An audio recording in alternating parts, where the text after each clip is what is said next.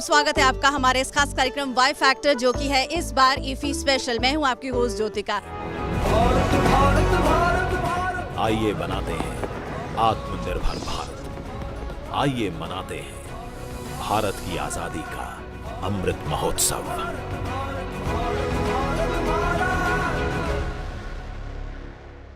Y factor में इस बार हम आपको लेके आए हैं ईफी के प्रांगण में और मिलवा रहे हैं 75 क्रिएटिव माइंड्स ऑफ टुमारो के प्रतिभागियों से। जी हाँ, ये वो प्रतिभागी हैं जिनको मौका मिला है इस बार ईफी में अपनी प्रतिभा दर्शाने का। 75 क्रिएटिव माइंड्स ऑफ टुमारो ये वो श्रेणी है जिसका इनिशिएटिव, जिसकी शुरुआत खुद सूचना और प्रसारण मंत्री अनुराग ठाकुर ने किया, और ये इसके पीछे मकसद था, एक कोशिश थी कि जो युवा फिल्मकार हैं उनको ईफी के मंच तक लाया जाए, ताकि वो यहाँ पर एमिनेंट फिल्म मेकर्स और प्रसिद्ध कलाकारों के साथ मिलकर आगे अपने करियर को परस्यू कर सके, आगे अपना काम जारी रख सके। और ये कोशिश इतनी अच्छी से, इतनी खूबसूरती से रंग लेकर आएगी, इसकी हमें उम्मीद नहीं थी। जी हाँ, तो चलिए फिर शुरुआत करते हैं और बातचीत करते हैं इन प्रतिभागियों के साथ। सबसे पहले ये हैं वो सारे प्रतिभागी। अगर आप सब अपने लिए एक बार तालियां जोर से बजा दें, क्योंकि ये वो डिजर्व करते हैं। इनकी प्रतिभा को पहचाना गया है उन बहुत सारी एंट्रीज में से जो आई थी, रिकॉर्ड स्तर की एंट्रीज आई थी इस श्रेणी में, और ये वो 75 प्रतिभागी हैं जिनको फाइनली सिलेक्ट किया गया। तो चलिए फिर शुरुआत करते हैं और इनसे बातचीत करते हैं कि किस तरह से इन्होंने अपनी शुरुआत की, अपने सफ़र की। सबसे पहले आपसे बात करना चाहेंगे, अगर ईफी के मंच के मौके की बात करें तो इस मौके को आप अपने ज़िंदगी में, आप अपने करियर में एक किक स्टार्ट मानते हैं, किस तरह से देखते हैं? मैं अनुभव के तौर पर यहाँ के अनुभवों से अपने आप को जब जोड़ता हूँ तो मुझे लगता है कि मीडिया का मेरा जो अनुभव है वो यहाँ पर काम आया, और विशेष रूप से जबकि संस्कृत के प्रति जनता और अधिक आकृष्ट हो रही है अभी, तो वैसे समय में संस्कृत के रिपोर्ट को लेकर मैंने एक अपनी प्रविष्टि भेजी थी जो दारा शिकोह पर आधारित थी। आमतौर पर हम सेकुलरिज्म की जब बात करते हैं तो हम समझते हैं कि ये वर्ग विशेष संस्कृत नहीं समझता होगा, या इस पर काम नहीं हुआ होगा, या फिर सिरे से नकारते हैं, या फिर पूरी तरीके से उसके पलड़े में हम झूल जाते हैं। तो इस पर बेस्ड मेरा रिपोर्ट था। वर्ल्ड संस्कृत कॉन्फ्रेंस 2015 और 2018 कनाडा और बैंकॉक में जब हुआ, तो उसमें भी इसी बेस पर मैंने किया था। तो उसी का एक वीडियो रूपांतरण था जिसे हम रिपोर्ट कहते हैं, संस्कृत में प्रतिवेदनम कहते हैं। तो वो मैंने प्रतिवेदनम यहाँ भेजा था। दारा शिकोह संस्कृत जानता था और नहीं जानता था, दोनों के बीच तराजू पर रखते हुए मैंने एक रिपोर्ट बनाई थी।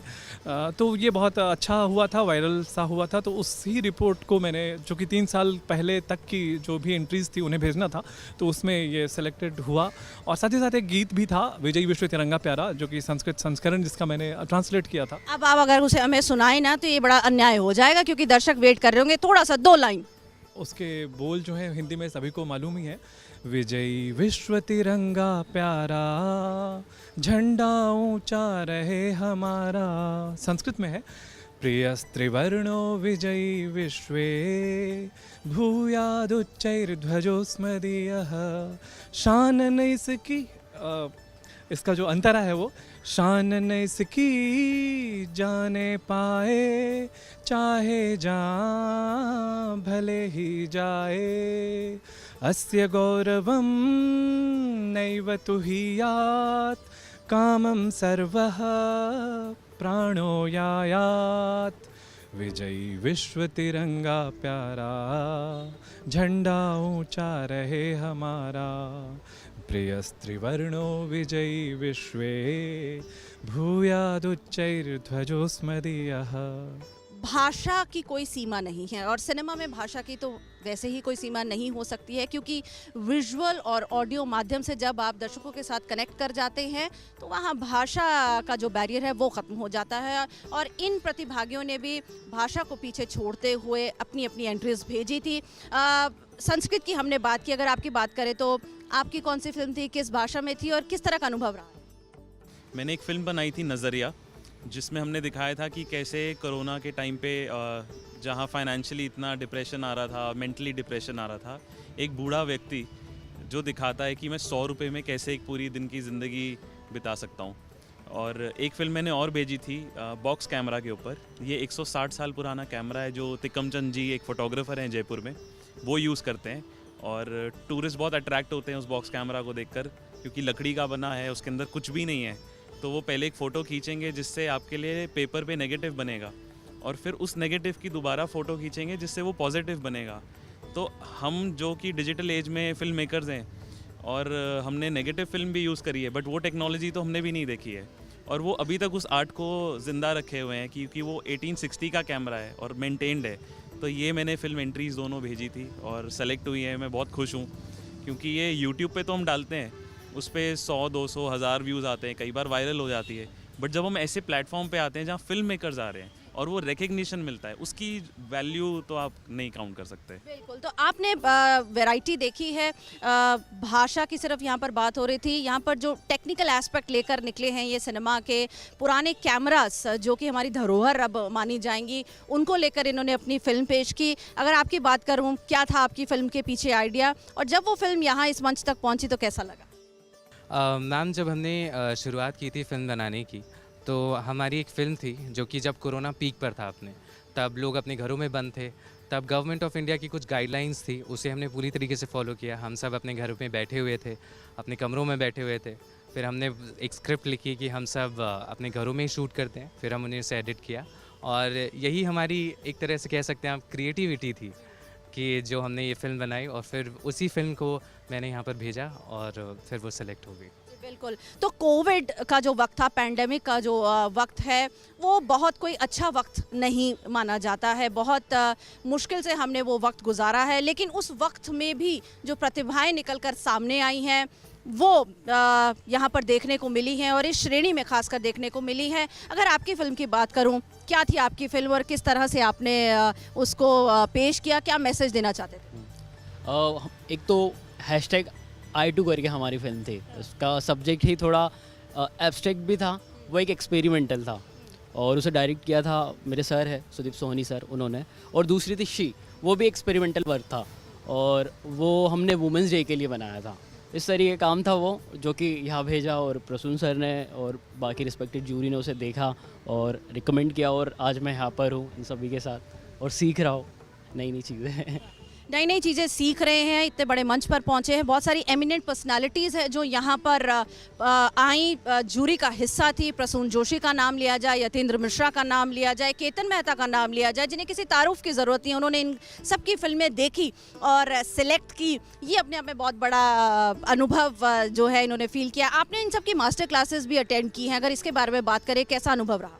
पहली बात मैं ये बोलना चाहूँगा कि जो हमने एंट्री भेजी है वो प्रसून जोशी जी ने देखी हैं, वो अपने में ही बहुत बड़ी बात है। नहीं तो लाखों लोग उनको भेजते रहते हैं, उनके पास टाइम नहीं है। केतन मेहता, यतेंद्र मिश्रा, मैं उनसे खुद जाके मिला, उन्होंने कहा मुझे तुम्हारा काम याद है।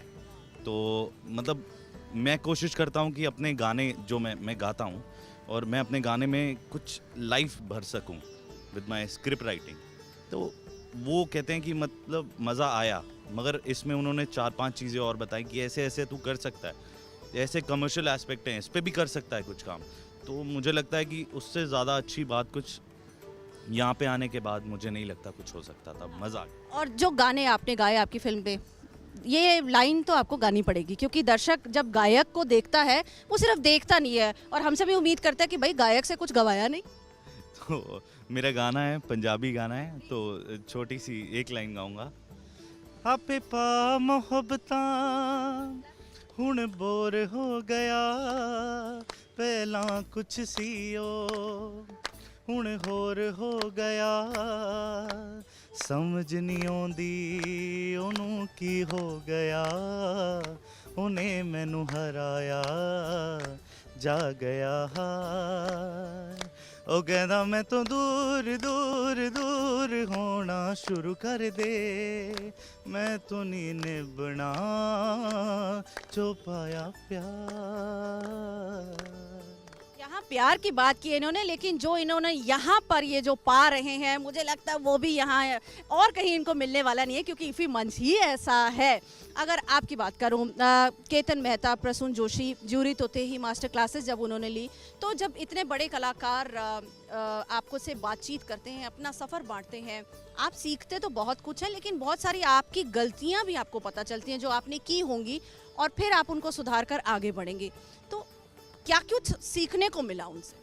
प्रसून जोशी सर की मास्टर क्लास से मुझे एकदम बड़ा फीडबैक है जो मैं लेके जाऊंगा कि देखो ये तुम्हारी डेस्टिनेशन नहीं है, ये बस एक वे है, ये बस तुम लोग को एक अप्रिसिएशन का वे है दिखाने का कि हम लोग तुम लोग को रिकग्नाइज कर रहे हैं, we see something in you, हम कुछ देख रहे हैं आप में। तो वो अश्योरेंस जान के, वो एक अश्योरेंस बहुत बड़ी बात हो जाती है इस एज में, इस फील्ड में स्पेशली, क्योंकि अगर आई थिंक मतलब मुझे लगता है कि इंडिया को काफ़ी आगे जाना चाहिए फिल्म आर्ट में वर्ल्ड लेवल पे, तो वो कुछ कर सकते हैं हमारी फ्यूचर जनरेशन ही। जब इस आइडिया क्या अनाउंसमेंट हुआ कि 75 ऐसे एंट्री सेलेक्ट की जाएंगी, सरकार की तरफ से इसका जो आइडिया है वो आया, खुद गवर्नमेंट ऑफ इंडिया ने, अनुराग सिंह ठाकुर जो हैं हमारे इंफॉर्मेशन एंड ब्रॉडकास्टिंग मिनिस्टर, उन्होंने आइडिया इनिशिएट किया, तो क्या आया मन में, पहली रिएक्शन क्या थी, भेजूं नहीं भेजूं, क्या भेजूं, क्या चल रहा था मन में? पहले सोचा मैंने कि कैसे, मतलब मेरा काम क्यों सिलेक्ट किया जाएगा, तो लेकिन जब वो एक ईमेल आया कि यस कॉन्ग्रेचुलेशंस आप सिलेक्ट हो गए हैं, तब I was like wow, and मैं बहुत शॉक थी कि ऐसा भी कुछ हो सकता है। एंड सच्ची में वो ज्यूरी ने बैठ के हम सबका मूवीज़ देखा है, तो बहुत अच्छा लगा यहाँ आके, उनसे बहुत कुछ सीखने को मिला, मेरे जो बाकी सब दोस्त हैं इन सब से बहुत कुछ सीखने को मिला, तो बहुत अच्छा एक्सपोजर मिल रहा है मेरे को। गोवा की जब कभी बात आती है ना, तो गोवा में सिर्फ एक ही बात आती है, वाह गोवा जाना है, यानी कि घूमने फिरने जाना है। लेकिन अगर घूमने फिरने के साथ आपको आपकी प्रतिभा को भी पहचाना जाए और आपको बड़ी बड़ी हस्तियों से मिलने का मौका मिल जाए, तो सोने पे सुहागा हो जाता है। तो इस एक्सपीरियंस को कैसे देखेंगे? दोस्तों ने क्या कहा, भाई गोवा जा रहे हो? हमारा जो स्टेट है वहाँ पे पहाड़ है, तो अब वहाँ से गोवा आने का एक्सपीरियंस बहुत अच्छा है। एंड सबसे अच्छी बात है कि हमें यहाँ पे गवर्नमेंट ने, हम जो 75 लोग सिलेक्ट हुए हैं उन्हें फ्री में अकोमोडेशन, ट्रैवलिंग टिकट्स वगैरह वो सब दिए हैं। एंड हमें मौका मिल रहा है यहाँ पे मास्टर्स क्लासेस अटेंड करने का। यहाँ पे जितने भी जो थे यहाँ पे जूरी में, प्रसून सर, केतन मेहता, रसल गुलपुट्टी जी, इन सब की हमने मूवीज़ भी देखी है, और अब हमें और अच्छा लग रहा है कि हम इनके साथ बैठे हैं, इनसे हमें सीखने को मिला है। और वही है कि हम यहाँ से एक नया एक्सपीरियंस लेके जाएंगे कि उन्होंने जो हमें क्लासेस दिए हैं, मास्टर क्लासेस, कि जो उन्होंने नहीं किया अपने, मतलब जो उनकी पास में उन्होंने नहीं किया, वो हम उनसे सीखे और उनसे बढ़िया काम करके दिखाएं आगे। और ये एक ऐसा मंच है जो क्रिएटिव माइंड्स का है कि वो हमें मौका देता है। एंड जैसे कि सर ने बताया था, अनुराग ठाकुर सर ने, कि आपको ये जगह जो मिली है, आपको मैं आपसे 10 साल बाद ये पूछूंगा, आपको चेक करूँगा, कॉन्टैक्ट में रहूँगा कि आप 10 साल बाद कहाँ हो। तो एक बहुत बड़ी बात है कि हमें इतने लोगों ने यहाँ पे देखा, पूरे देश हमें देख रहा है, दुनिया देख रही है इफ़ी में, और हमें मौका मिल रहा है कि हम यहाँ पे आए हैं। मैंने इंस्टाग्राम पे एक पोस्ट देखा था IB का, इंफॉर्मेशन ब्रॉडकास्टिंग मिनिस्ट्री का, तो मैंने सोचा कि मैं भी अपनी फ़िल्म भेजता हूँ। तो मैंने अपनी फ़िल्म भेजी, जो एक तिब्बतन डॉक्यूमेंट्री थी, एक तिब्बतन वुमेन जो तिब्बत से इंडिया आई नेपाल के through without any kind of visa documents. तो वो आई, तो मैंने उनसे बात वगैरह की, तो जो उनके पेरेंट्स हैं उनको वो दिखाई नहीं देता है, वो धर्मशाला में रहते हैं। सो मैंने उनकी एक स्टोरी बनाई कि उनकी जो होप्स है कि उनको कभी आज़ादी मिलेगी नहीं मिलेगी चाइना से, तो वही है कि उनको एक मंच दिया मैंने अपनी फिल्म के थ्रू। एंड मैं चाहता हूँ कि अपने जितना भी हिमाचल का जो कल्चर है, जो मतलब हमारा रीजनल कल्चर है, मैं उसको प्रमोट करूँ एंड पूरी दुनिया को दिखाऊँ, एंड अपने स्टेट का, देश का नाम और रोशन करूँ। बिल्कुल। और हम सब जानते हैं कि पहाड़ों की यहाँ पर बात हुई है। हाल ही में अभी लेह फिल्म फेस्टिवल भी आयोजित किया गया था, जो पहली बार आयोजित किया गया था, और उसके पीछे भी यही मकसद था कि जितने भी हमारे हिमालयन रीजन का सिनेमा है उसको खूबसूरती से प्रदर्शित किया जाए और एक बड़े मंच तक पहुंचाया जाए। तो देश के कोने कोने से यहाँ पर जो फिल्म मेकर्स हैं वो यहाँ पर पहुँचे हैं। आपकी बात करूँ तो क्या है आपकी फिल्म और किस तरह से इस मौके को आप आगे बुनाने वाले हैं? एक्टर्स बहुत सारे हैं हमारे देश में, सभी को एक्टिंग करनी है, लेकिन रीच आउट नहीं हो पाते, उन तक पहुंच नहीं पाते। इस प्लेटफॉर्म, सबसे पहले तो धन्यवाद करना चाहूँगा भारत सरकार और अनुराग ठाकुर जी का। उनके वजह से हम यहाँ आ सके, हमारा टैलेंट उन्होंने देखा। Prasoon Joshi sir, Ketan Mehta sir, Rajan DK and many more, सब ने हमारा काम देखा, हमको सेलेक्ट किया और उनसे पर्सनली बात करने का हमको मौका मिला। ये बहुत बड़ी बात है।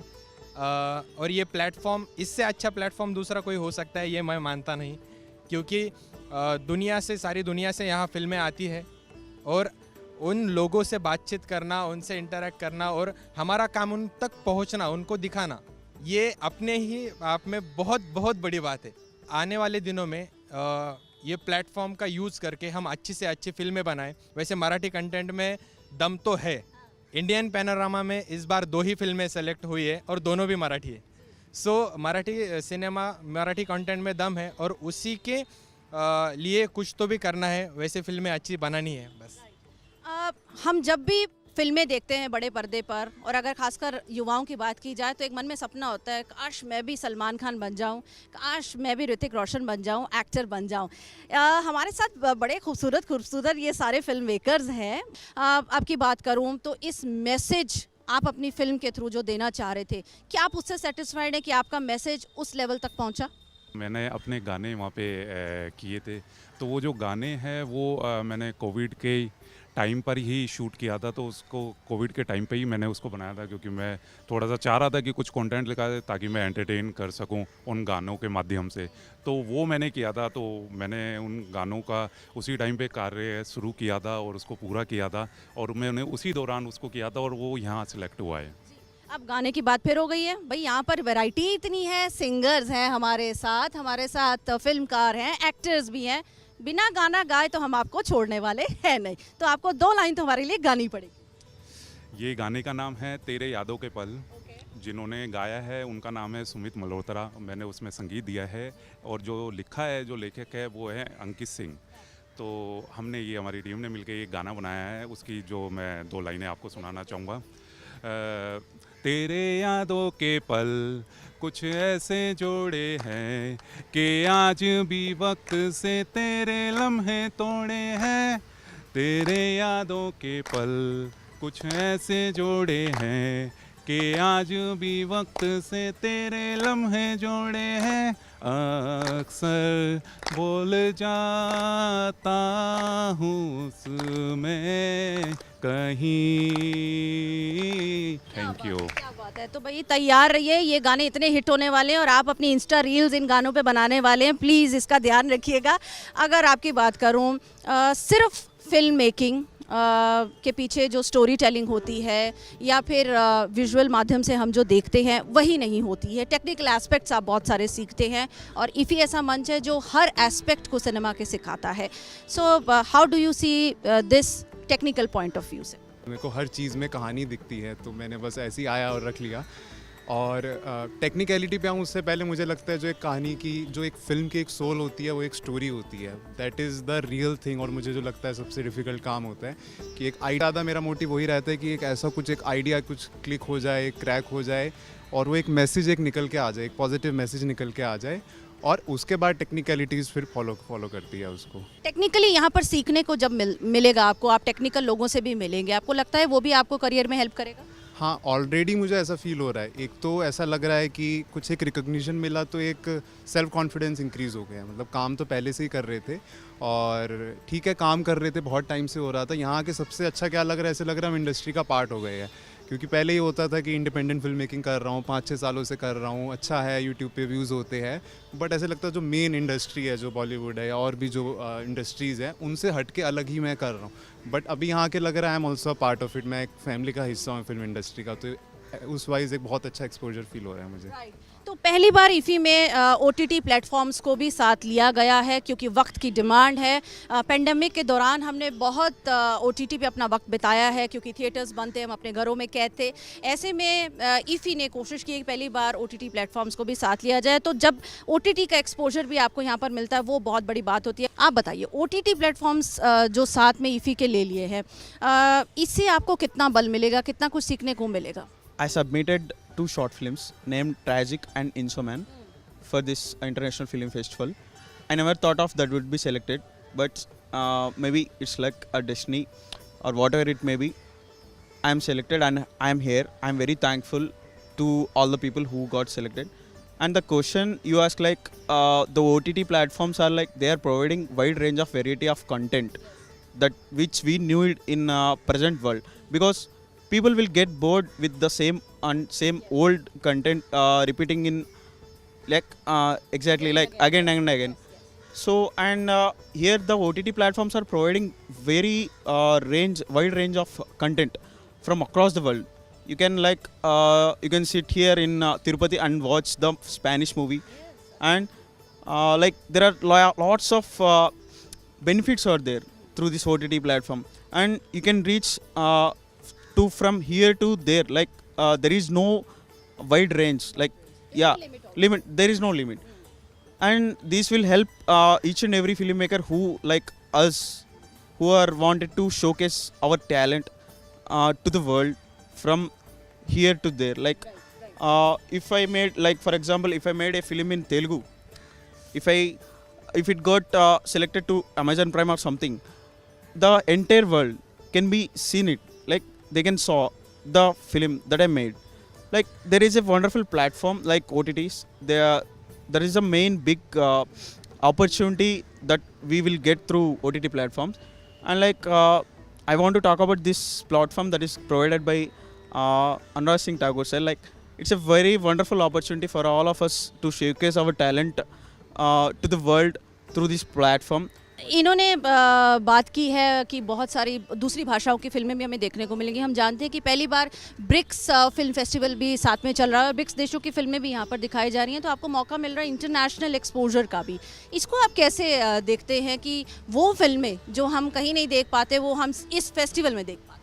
आई थिंक सिर्फ ब्रिक्स नहीं, this platform, this place is giving us an, हमको ये अपॉर्चुनिटी दे रहा है कि हम सिर्फ अपने रीजन या अपनी इंडस्ट्री के लोगों तक सीमित ना रहें, हम लोग और लोगों से बात कर सकते हैं। इतने सारे फिल्म मेकर्स आए हैं, एंड बहुत थैंकफुल हूँ government of India ministry Anurag sir to have taken this initiative कि उनने हम लोगों को बुला के ये अपॉर्चुनिटी दी है हम बात करें। एंड मुझे ऐसा लगता है कि सिर्फ ब्रिक्स नहीं, इतनी और दूसरी लैंग्वेज के फिल्म मेकर्स हैं, इतने ऐसे लोग हैं जिनके बारे में मुझे पता भी नहीं था कि ये इंडस्ट्री भी एग्जिस्ट करती है।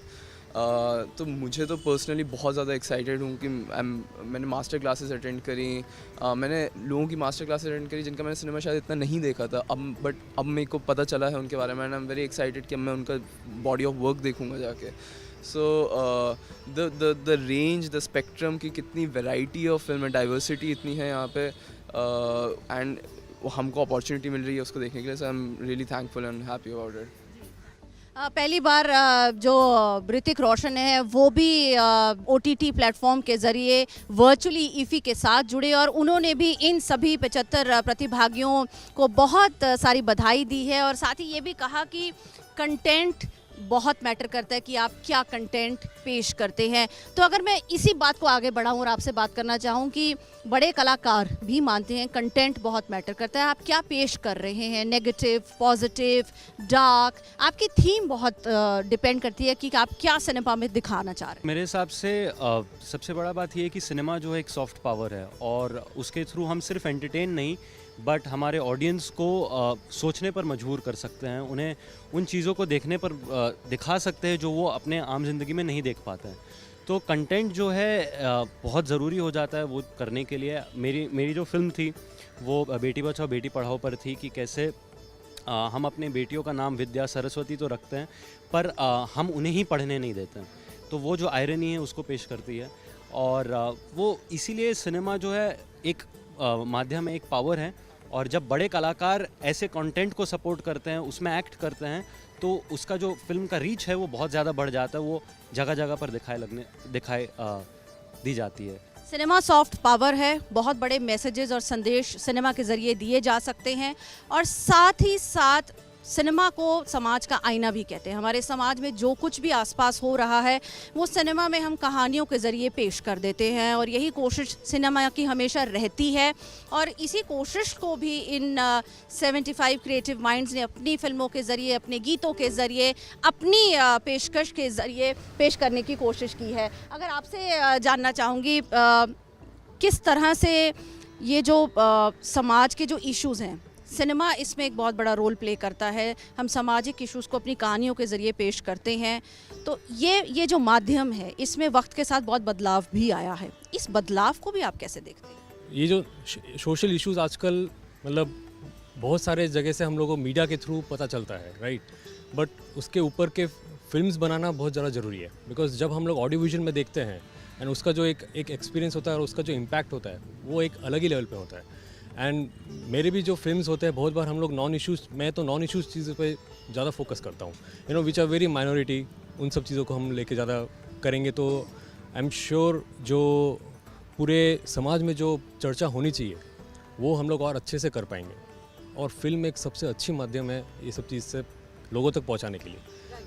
भारत देश कहानियों का देश है और लंबे समय से हम इन कहानियों को सिनेमा के ज़रिए पेश करते आए हैं, और ये कहानियाँ सिर्फ हमारे समाज तक सीमित नहीं रही हैं, ये कहानियाँ हमारे इतिहास में भी जाती हैं। अगर पुरानी कहानियों की बात करूं और साथ ही साथ आज की कहानियाँ भी, बायोपिक्स भी बनते हैं, हमारे पुराने हीरोज़ पे भी बनते हैं, हमारे स्पोर्ट्स हीरोज़ पर भी बनते हैं, तो इन कहानियों को आप कैसे देखते हैं? इन कहानियों को जब सिनेमा पे लाते हैं तो क्या एक संदेश समाज में जाता है और कितना इफेक्ट भी करता है? प्रसून जोशी सर की क्लास में उन्होंने एक फिल्म के बारे में बताया था कि जो समाज में जो फिल्में होती हैं उसको मतलब इनिशिएट वो करने का, आत्म उत्साह बढ़ाने की कोशिश करती हैं। तो कोई भी फिल्म जब प्लेटफॉर्म पे लाई जाती है, किसी भी प्लेटफॉर्म पे, भले वो मैरी कॉम हो या फिर किसी की बायोपिक हो, तो कोशिश ये की जाती है कि ज़्यादा से ज़्यादा लोग उससे इंस्पायर हो सकें। तो इस वे में इस चीज़ को प्रेजेंट करना, मैं इसी वे में उस चीज़ को देखता हूँ। कैसे देखते हैं इस अपॉर्चुनिटी को, इफ़ी के मंच पर यहाँ पर बैठना और दर्शकों के रूबरू होना, क्या संदेश आप देना चाहेंगे? इफ़ी का मंच मेरे लिए काफ़ी बड़ा ही मंच है, क्योंकि मेरा ये फर्स्ट टाइम है कि मैं किसी मंच पर आया हूँ। काफ़ी समय से काम करने के बाद ये पहली बार मुझे मौका मिला है यहाँ पे आने का, और इसको मैं इस तरीके से देखता हूँ कि जैसे मैं फर्स्ट टाइम आया हूँ तो मैं कोशिश करूँगा कि ज़्यादा से ज़्यादा लोग मुझसे जुड़े हुए हैं वो इस चीज़ का भाग हो अगली बार। तो मैं कोशिश करूँगा कि वो भाग बन के वो यहाँ पे अपनी फिल्में या फिर जो भी हैं, जो उनकी सोच है वो प्रेजेंट यहाँ पे प्रेजेंट करें, क्योंकि यहाँ पे सिलेक्शन ज्यूरी जो भी है सब बहुत ज़्यादा एक्सपीरियंस और अपने सिलेक्शन प्रोसेस से बहुत निचोड़ कर सारी चीज़ें प्रेजेंट करती हैं, तो वो उस चीज़ में वो और ज़्यादा सीखने का मौका मिलेगा। 75 क्रिएटिव माइंड्स ऑफ टुमारो, संदेश यही निकल कर सामने आया है, और ये सब प्रतिभागी भी यही मानते हैं कि ये सिलसिला इसी तरह से अगले साल भी जारी रहे। अगली बार फिर 75 नए क्रिएटिव माइंड्स इस मंच पर पहुंचे, अपनी प्रतिभा को दर्शाएं और उनको भी ये मौका मिले। तो हम सब देश के युवाओं से कहना चाहते हैं कि तैयार हो जाइए, कैमरा उठाइए, आपके अंदर कोई भी प्रतिभा है उसको दुनिया तक पहुंचाने के लिए इफ़ी आपके लिए बिल्कुल तैयार है, आपको मौका दे रहा है। तो आज वाई फैक्टर इफ़ी स्पेशल में बस इतना ही। आप सबका हमारे साथ जुड़ने के लिए बहुत बहुत शुक्रिया, और हमारी ओर से आप सबको ढेर सारी शुभकामनाएं आपके आगे आने वाले करियर के लिए। बहुत बहुत शुक्रिया। तो आज के लिए बस इतना ही, इजाज़त दीजिए, नमस्कार।